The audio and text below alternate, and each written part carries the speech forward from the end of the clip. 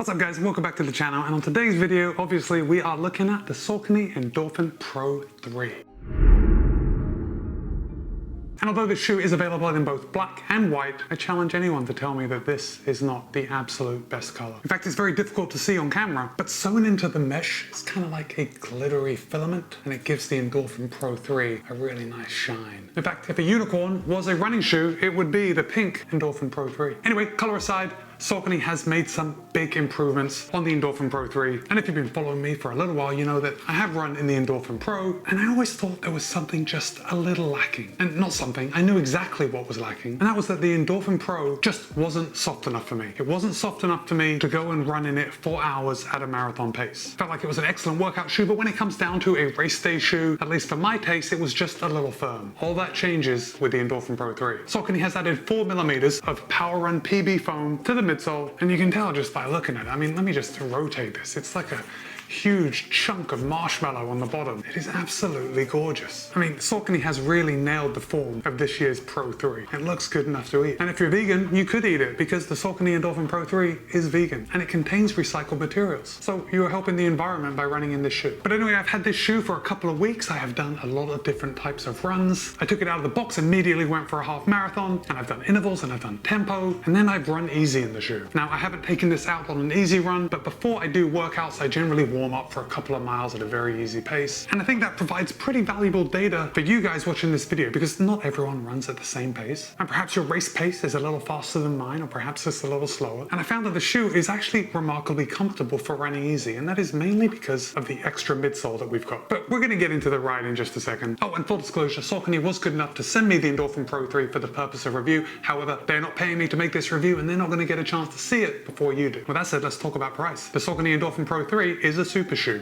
It is priced accordingly. However, it is priced very well as far as super shoes goes. Here in the US, you can buy it for $225. And if you are interested in picking up a pair of the Endorphin Pro 3, I will link to it in the show notes using my affiliate link at Roadrunner Sports. By using my affiliate link, you're not going to pay any more, but you are helping support the channel. So thank you in advance. Okay guys, let's talk about the shoe. Let's start at the top and work our way down. Now for me, looking at the heel collar, it's very Saucony. It's really quite thin, but there is some padding there. And I've never worn this shoe with bare feet. I've always worn socks, and I haven't had any rubbing. The shoe just feels soft around my ankle, and I think they've got the right amount of padding. As far as a super shoe goes, we want to have the least amount of padding possible and still keep that shoe comfortable. And because this shoe's upper is so translucent, you can kind of see where the padding ends, and you can't see it on the camera because you're not close enough to the upper, but the padding of the heel collar ends right around here, so it's just where your ankle is going to make contact with the heel collar, and then it's kind of transparent. You can see right through the mesh right here. The heel counter actually has some structure to it. You can see I can push it down fairly easy, but you can also feel, if I'm pushing right here,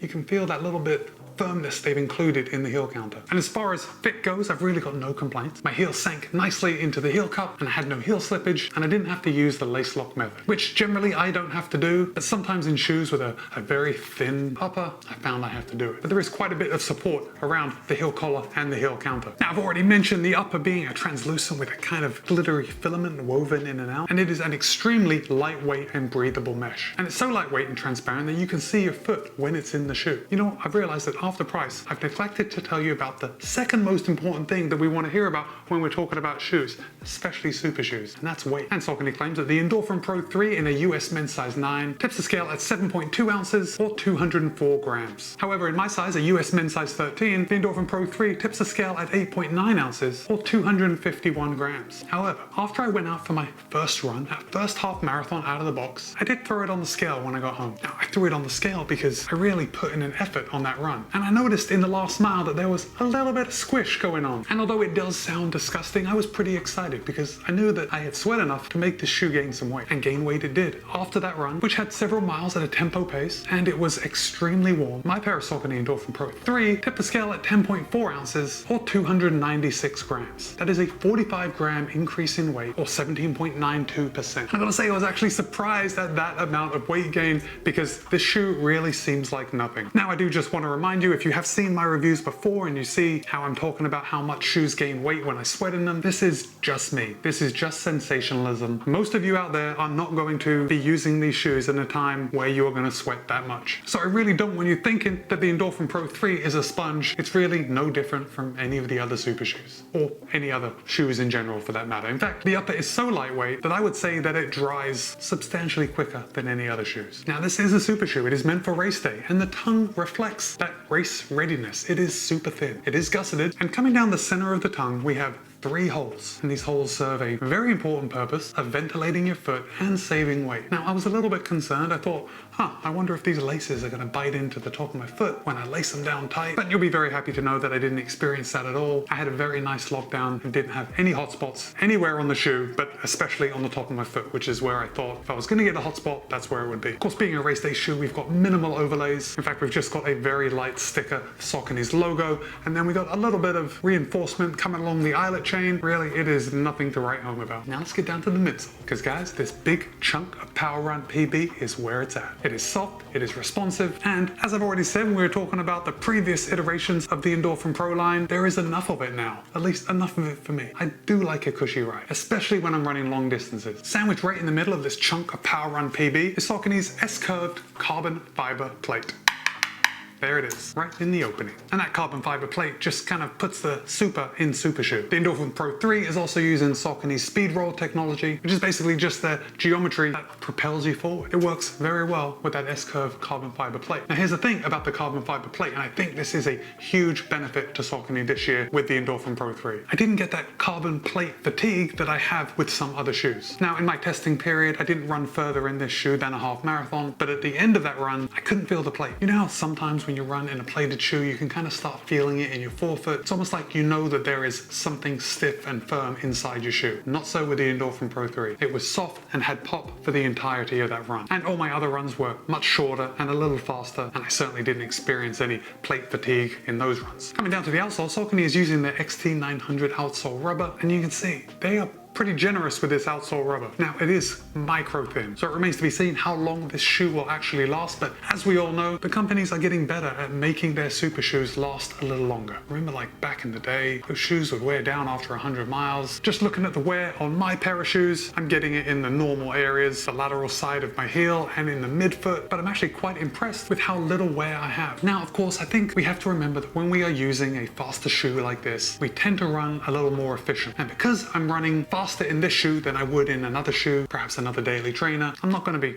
dragging my feet. I'm going to be picking up my feet a little more. And I think that contributes to a lower rate of wear. The only thing that makes me question the durability, if I ignore the evidence of not having much wear, is that when I push my hand into the outsole rubber, it feels very soft. And I think that can be explained away by the Power Run PB foam being very soft and the outsole rubber being so thin. It's just a little weird to push my finger into the outsole rubber and feel it give so much. Nah, I'm really grasping at straws here to find something not to like about this shoe. While we're looking at the bottom of the shoe, we can see that the forefoot is actually pretty wide. And for me at least, I found this to be an extremely stable shoe. Even going around corners, many of you know that there are some super shoes out there that are pretty dodgy at going around corners. It's like they're a drag racer and they only work in a straight line. But in my experience, the Endorphin Pro 3 is going to be good at all that ducking and weaving that you might do if you run shorter races. So as far as ride goes, I started off by telling you how it actually feels pretty good at slower paces when I am hitting on the lateral side of my heel and rolling through the gate, and that's because there is so much cushion here in the back. It's a nice soft ride if you're a heel striker. However, the shoe really comes alive when you start to pick up the pace, and it's actually a very enjoyable ride. And if you've had any hesitation about buying a super shoe, you don't know which one to get, I think the Saucony Endorphin Pro 3 is going to be very forgiving for a lot of people. It feels really good on your foot, and it feels really good